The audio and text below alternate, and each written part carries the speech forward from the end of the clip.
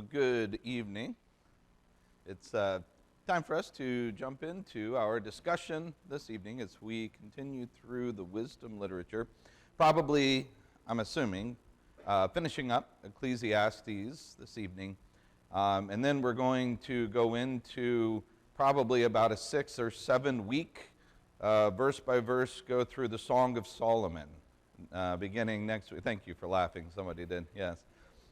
No, we'll overview the Song of Solomon just like normal, but I am giving that warning. We'll be overviewing the Song of Solomon next week, so be prepared for that, and we'll be looking at what it is doing. And there's actually some decent things to discuss concerning why is it there, what's its purpose, the various ways that it has been interpreted throughout the years and understood. So we'll talk about all of that stuff in an introduction.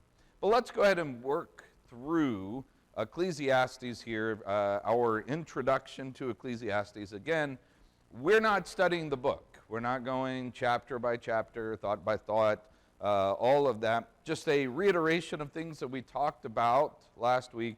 What did we use as an interpretive guide for the song, for Ecclesiastes? What did we say to look at?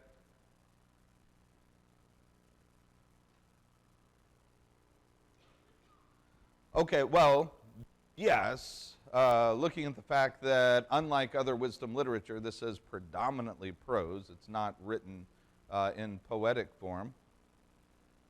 But if you wanted an interpretive framework, where do you look? Yeah, Connie just said the beginning and the end. And when you look at the way that the narrator or editor, or however you want to put this, the person who introduces Koheleth there at the beginning and then ends it, the way that they do so, you have this section in Ecclesiastes, chapter 1, verses 1 through 11. And remember, we spent some time with that bit, and in and of itself, what's your impression of that section?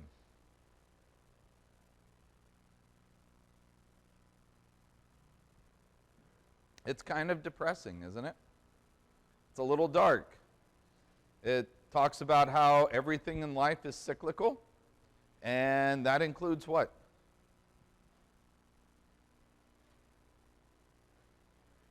The generations of people.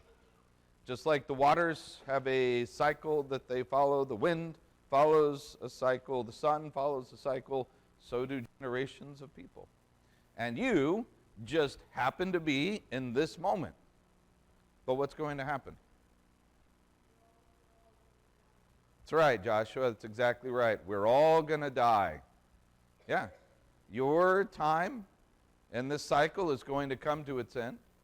And in a few generations, you'll be forgotten, as there will be new people here who are living their time in this cycle until they are dead and forgotten. And there will be new people who are living their time in this cycle. There is nothing new, he says, under the sun. Everything is cyclical. Everything works according to this pattern. So what's the answer? Where do we find meaning and purpose to our existence? Yeah, Kevin? To fear God and commandments. You go to the very end. And after he's just said, remember your Creator in the days of your youth before, and he gives all kinds of analogies about how your body starts shutting down when you're older. He says, the earlier that you can learn to appreciate where true purpose and true meaning in life are found, the better life is going to be for you. And so, really the end of it, in Ecclesiastes chapter 12, verses 9 through 14, he says that the teacher, the Koheleth, constantly taught the people knowledge, weighed, explored, arranged proverbs, sought to find delightful sayings, write down truths, and all these things. But, verse 12, beyond these be warned, there's no end to the making of books. Much Much study wearies the body. And when all has been heard, the conclusion on the matter is this. As Kevin said, fear God and keep his commandments, because this is for all humanity. And even though we may be forgotten upon this earth at some point, what does the very last verse tell us?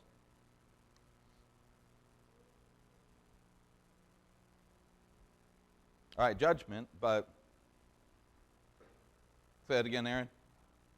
All right, we will not be forgotten. God will not forget us. Everything that we do is going to be remembered. Every thought that we have is going to be remembered. We may be part of a cycle where this world just forgets, but we will not, in the end, be forgotten. Everybody remember this discussion from last week? So we then suggested from chapter 3, verses 10 and 11, and this section, I think, is supposed to help us get an understanding of why it is we even ask the questions in the first place. By the way, what questions do we ask?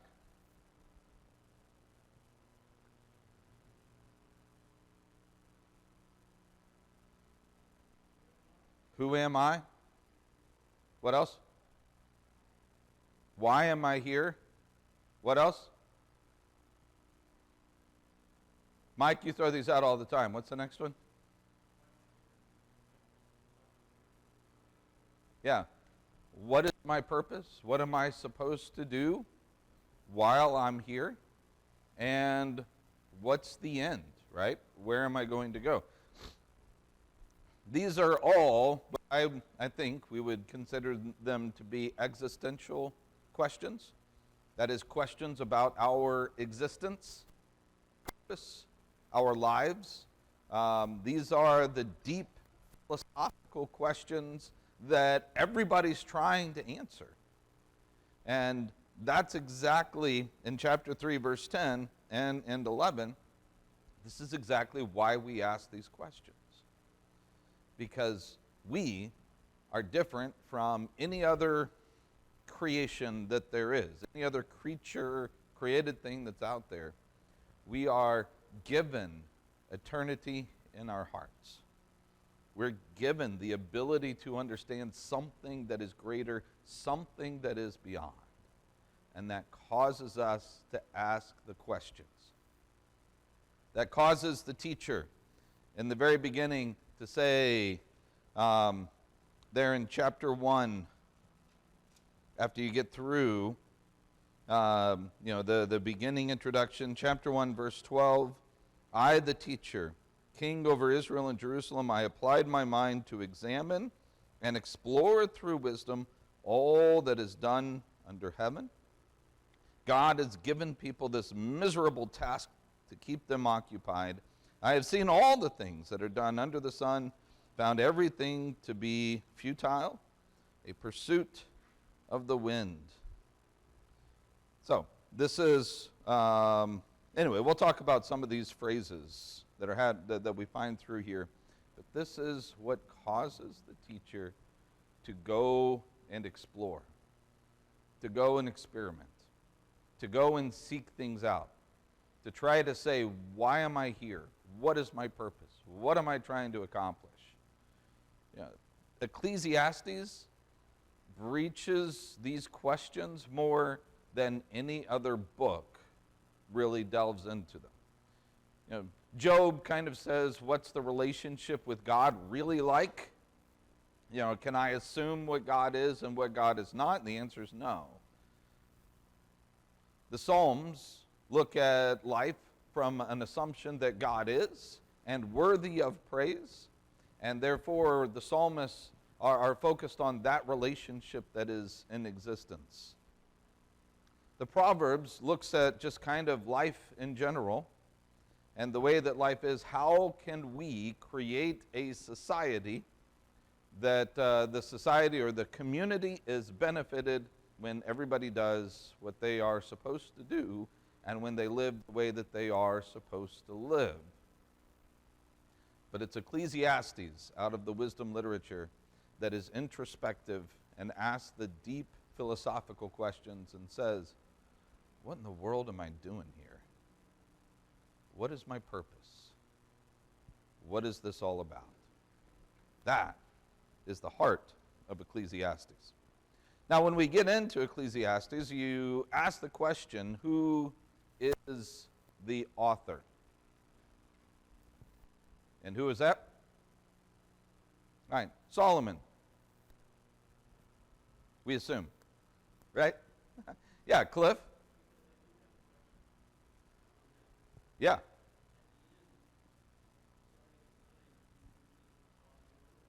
All right. So, hold that thought for just a second, and then I'm going to ask that question as if it was mine and not yours, if that's okay. So, yeah. No, Cliff just asked when you get to chapter 12 and you start in verse 9, are we to assume that Solomon wrote this? And I think that's an excellent question. Because you look at the beginning of Ecclesiastes, right? Ecclesiastes chapter 1 and how it all begins. These are the words of the teacher, the son of David, king in Jerusalem. And then you get down to verse 12, and he does take a first person, doesn't he? At this point, I, the teacher, have been king over Israel in Jerusalem. And by the way, in 1:1, the teacher, the son of David, king in Jerusalem. And then verse 12, king over Israel in Jerusalem, applied my mind to examine, explore through wisdom all that's done. Who does that sound like? Son of David, king in Jerusalem, who sought after wisdom? Yeah? Yeah, this sounds like Solomon. I have no problem. A lot of people will say, well, we don't know. It doesn't actually state who it is. We're not sure. I think we are being asked to assume that this is all about Solomon. And I have no problems with that. But the question that I think Cliff is presenting, is this actually written by Solomon? Or is there some outsider observing Solomon, listening to Solomon, maybe transcribing things as Solomon has said, and he kind of compiles all of this, puts it together? Because once you get to chapter 12, verses 9 through the end, does that sound like Solomon is writing about himself? Now, this is an editorial note, right? I mean, this is, we might call it an epilogue, perhaps, or these are words added by somebody else. At the same time, haven't we already kind of talked about that? I guess that would be on our Wednesday night classes when we've been talking about what inspiration is. Did Moses write the law of Moses? Yeah. Including talking about his death and his body, how nobody knows where it is? No. You know, we understand, is it okay if somebody has a writing and somebody else steps in and polishes it up a little bit and adds notes to it and things to it, maybe a beginning and an ending point? That seems to be perfectly fine and doesn't at all take away, I think, from Solomonic provenance for this. And even if somebody is simply writing about Solomon, it seems as if it's somebody close to Solomon anyway, right? Who is able to say, these are the words of Solomon. So I'm not going to, like some people have a lot of question marks on this, I'm not going to really question too deeply. I think we can attribute Ecclesiastes to Solomon.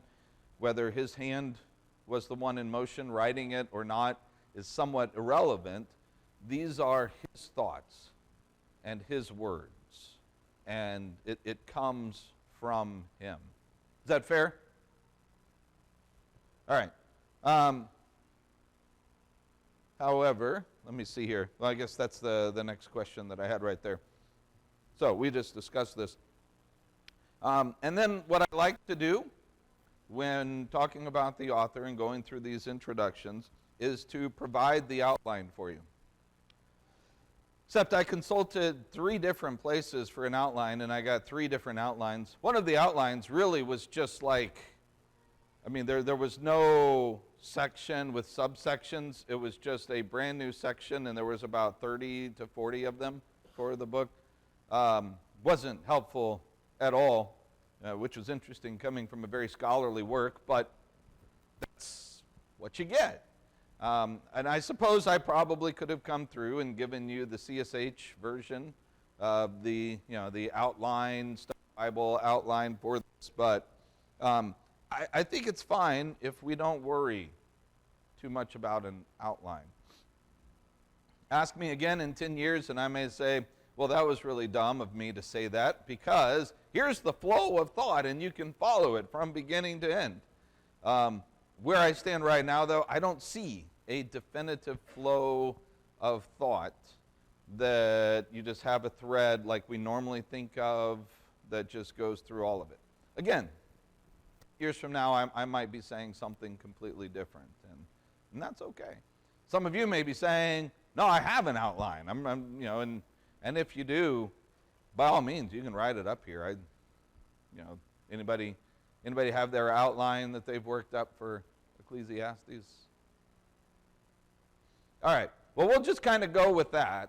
And some of you all will, I'm no doubt, try to find an outline just to prove that there's a good one before next week, and that's fine. That would be helpful. Yeah, Kevin?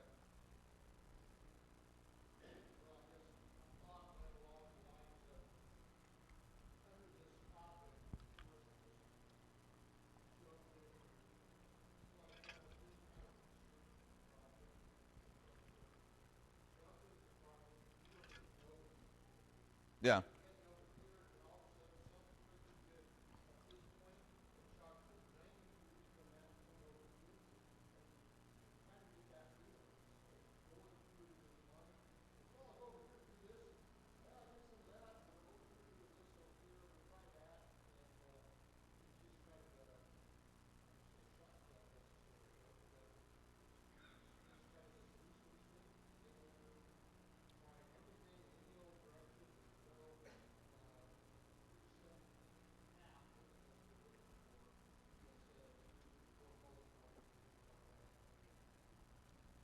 Yeah. And I think you see the first couple chapters, seem to be a unit where they say, here's what I tried to do to get wisdom, and it didn't work. And then you get into chapter 3, and you have that, they obviously plagiarize from the birds here, and turn, but that's okay. There's a question of who came up with it first. But obviously you have this section where this is all about God's time. And then you keep going, you say, okay, well, I kind of have a feeling, it's like maybe there's a flow of thought, but then like Kevin is saying, then you get to something and it just seems out of place from what you might expect. Yeah, Mike, do you have a definitive answer on whether the birds stole or? Okay. Oh.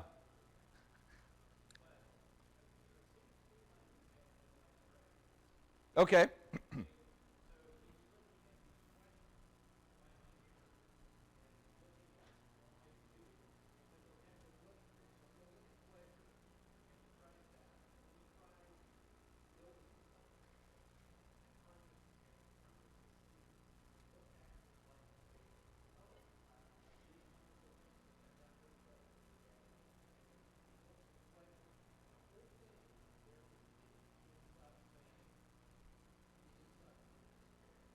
Mm-hmm.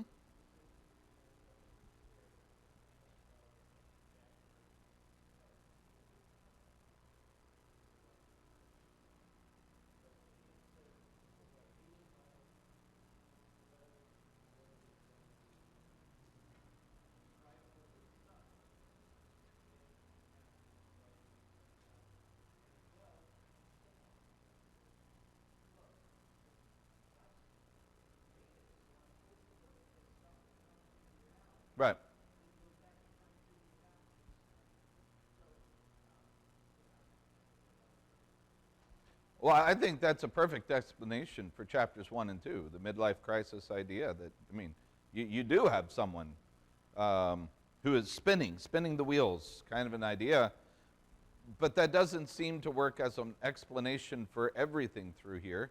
A lot of this is just, I sat back, I looked, and I observed that you might think things would be one way, but sometimes it's better the other way, or things such as that. And then you have a section of Proverbs in the middle here, which would make sense if this is from Solomon and his musings.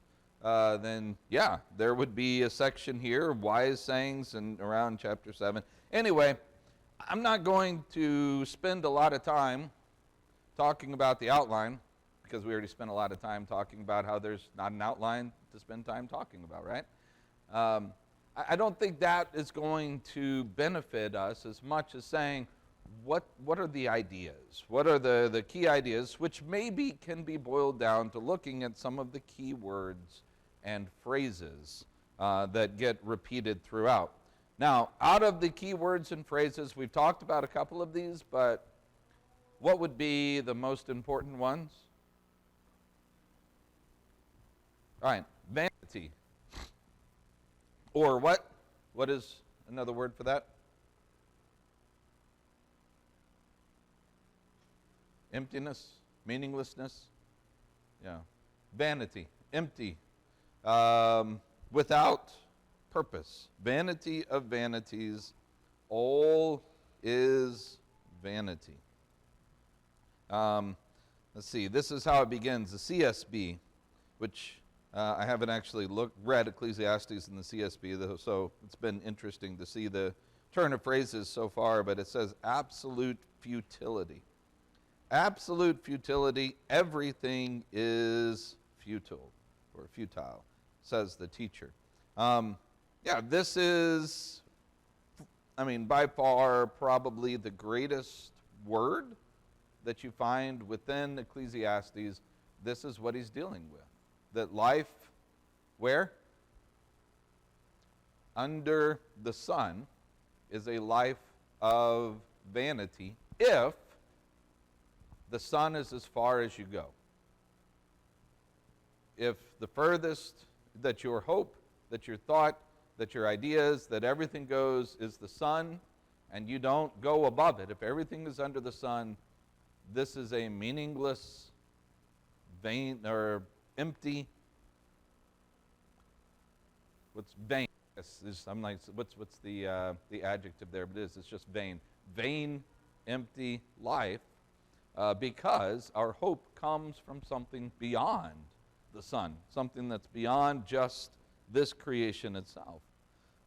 So, vanity of vanities. Does that mean all you have in your life is despair, totally devoid of purpose? If you cap out at the sun? Huh? Maybe ultimately, but what are the gifts that God gives to everyone?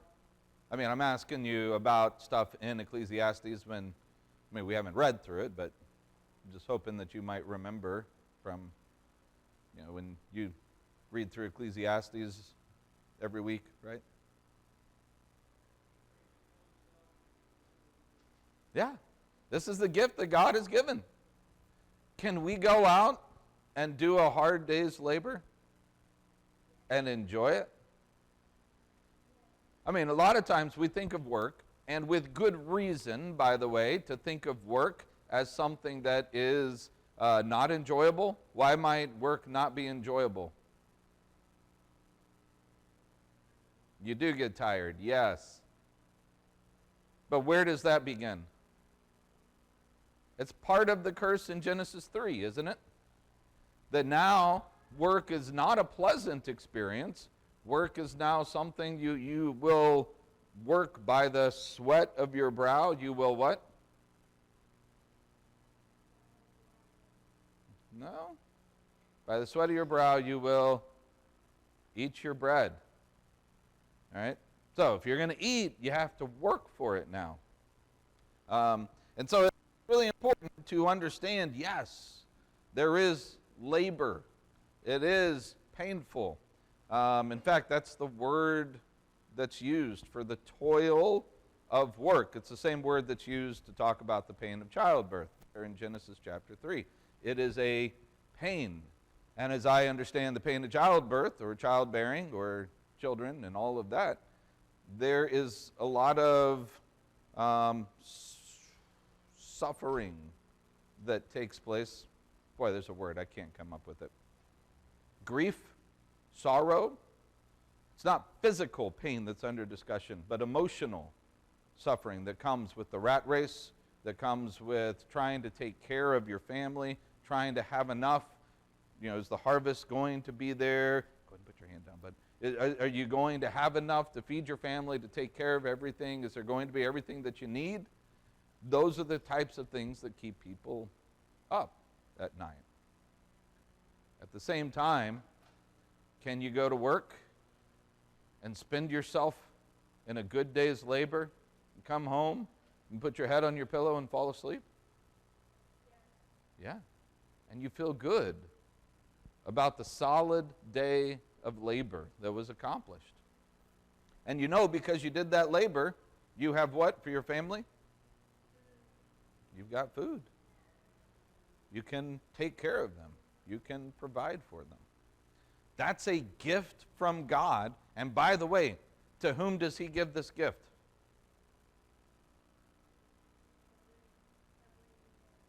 All right, say it again, Joshua. Say it louder. All right. Every person enjoys this. Is it just God's people? No. Is it just some that he picks and chooses? No. This is a gift that is universal. Everybody can experience being able to put in a good day's labor, getting what you need from that good day's labor, taking care of your family, and being able to sleep at night. That is a gift from God that everybody gets. Whether you're everybody under the sun, whether you have a hope beyond the sun or not, everybody has this. At the same time, though, he's put into our minds, our hearts, which is talking about our mind, right? Is there more to life? Yes. That, those existential types of questions, those are the things that now the author here, the teacher, is dealing with. All right, so everybody good with these two phrases, vanity and under the sun, and where those fit into this? Well, as we continue on, another phrase that seems to come up again and again is the idea of finding, seeking, searching. This is in our key section there in chapter 3, isn't it? Chapter 3 and verse 11. He's made everything beautiful in its time, and he has put eternity into man's heart so that he cannot find what God has done from the beginning to the end. In other words, are you able to understand all the intricacies and everything of what God has done? But you what?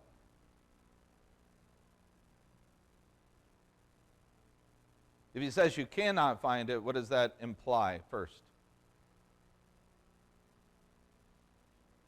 All right, that you're trying to find it, right? You know, that's the important aspect of it. That's what's under discussion here. Seeking out, trying to find, and being unable to find it. Because it's just too much, especially just simply from the sun on down. There are all kinds of verses throughout Ecclesiastes that have this idea of seeking out or trying to find. If you go to the wise sayings in chapter 7,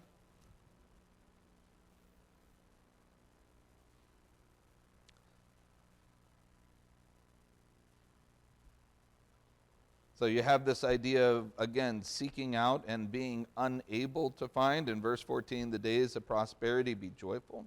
Day of adversity, consider God has made the one as well as the other. so that man may not find out anything that will be after him. That is, trying to seek out, predict what will be good, what will be bad in the future, trying to seek out, trying to find. They're also in chapter 7. Go down just a little bit.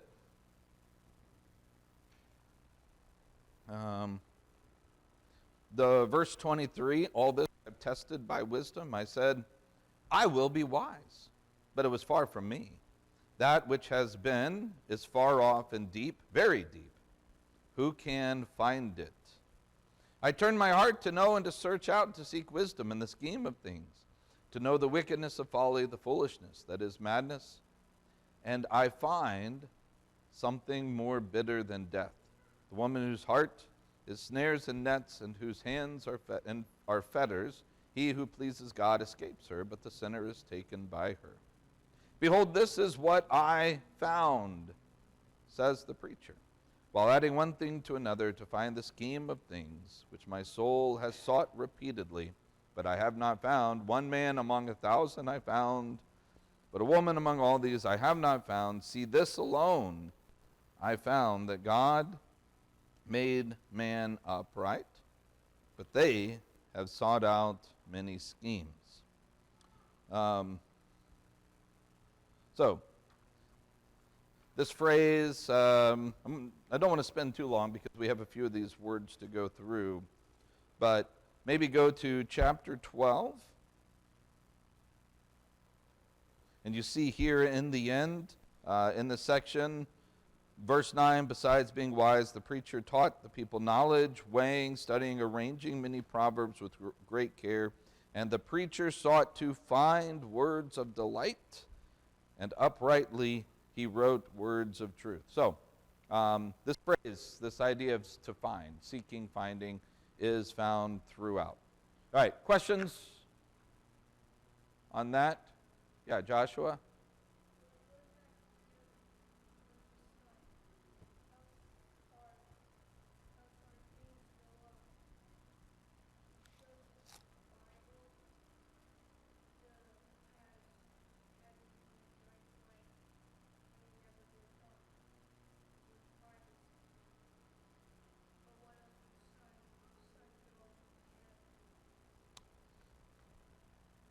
Okay, so seeing eternity in the picture of the Son itself, which you talk about that, and that is the very picture at the end in Revelation chapter 22, 21 and 22, where he says there will be no need of the sun there in heaven in the end, because the Lord and the Son, S-O-N, they provide the light. Yep, very good.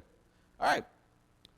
So, another word that you find here repeated is the idea of excess.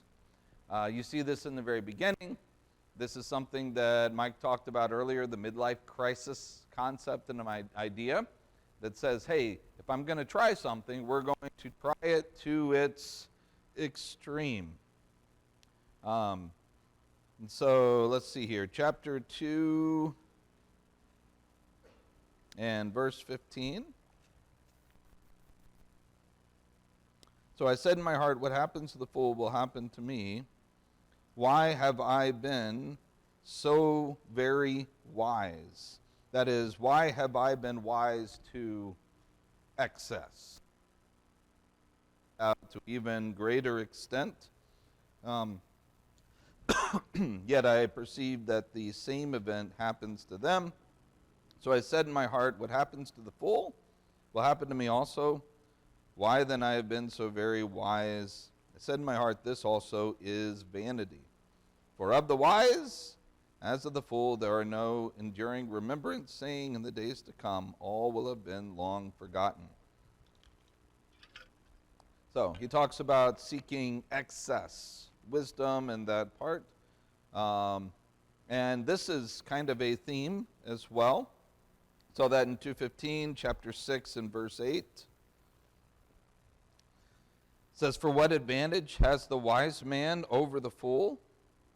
What does the poor man have who knows how to conduct himself before the living? Better is the sight of the eyes than the wandering of the appetite. This also is vanity and striving after the wind. Let's see, and then skipping down verse 11 there, the more words, the more vanity. And what is the advantage to man? All right, so you see it there again in verse 16. Anyway, this is also another concept of taking things to excess. You see this again in chapter 12. And verse 12, my son, be aware of anything beyond these, of making many books, that is, taking this to excess, there is no end, and much study is a weariness of the flesh. So, is he saying not to study and not to seek out knowledge? What's his point?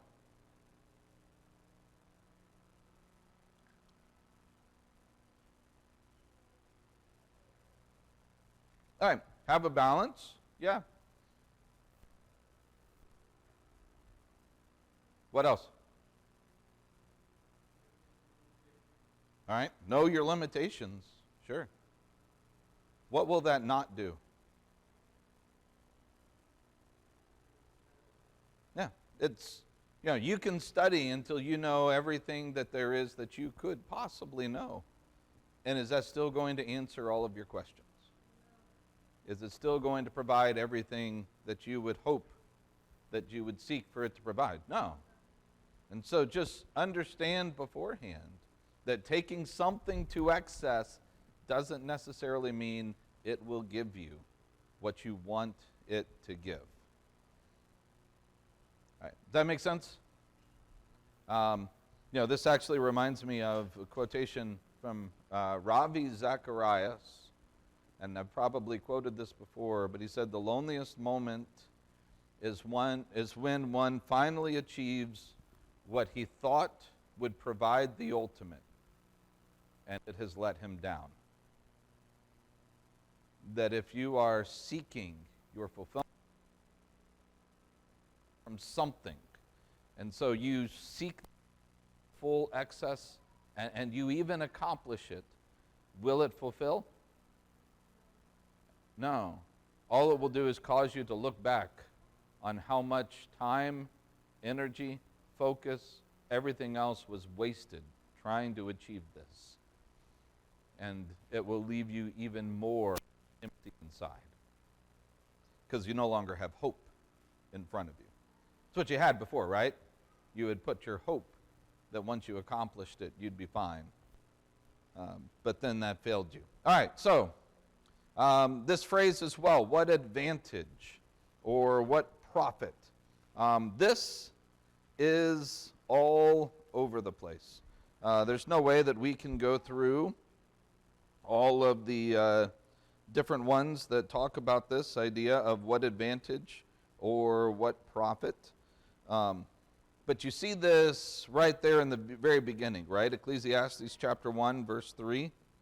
What does man gain by all the toil at which he toils under the sun? Let's see here. Trying to see if I'm going to pull some of these out. Which ones would be good?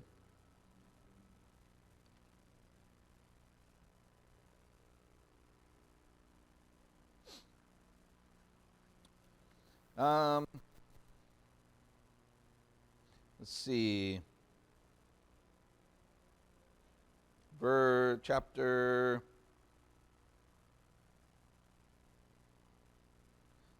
5. You see a phrase like this in verse 16.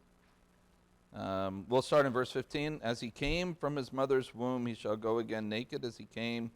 Take nothing for his toil, that he may carry away in his hand. This also is a grievous evil. Just as he came, so shall he go, and what gain is there to him who toils for the wind? Moreover, all his days he eats in darkness, and much vexation, and sickness, and in anger. You know, interesting proverb in chapter 10, verse 11, if the serpent bites before it is charmed, there is no advantage to the charmer. If you are trying to train and you do things for this certain purpose, but it comes back to bite you, then you have lost any advantage that there would be. So all of these things, again, there's just a whole lot of things that we could talk about that are discussing the idea of advantage. And that's really what it is, right? He's asking what is the advantage, trying to seek out. And that's very close then to the next one, actually really the last one to bring out. And that is the idea of seeing. And, trying to see chapter 1 and verse 8. All things are full of weariness, a man cannot utter it. The eye is not satisfied with seeing, nor the ear filled with hearing. Even down in verse 10, saying, see, this is new. It's not. It's already been there.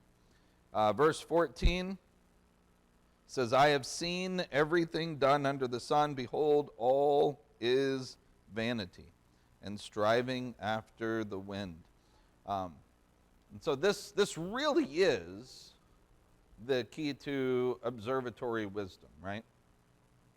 When you think about it, that is those who go and observe and learn from observation. You have to go and observe, to see, to behold, to watch, and see what is taking place, to consider things. Let's see here. Anything that I would want to bring out? Like the passage that we looked at earlier, chapter 2, verse 24. I think this is the one that Dave brought up. There's nothing better for a person than that he should eat and drink and find enjoyment in his labor. This also I saw is from the hand of God. Chapter 2 and verse 24. Again, this idea of observing, of seeing. This is wisdom that's coming from observation.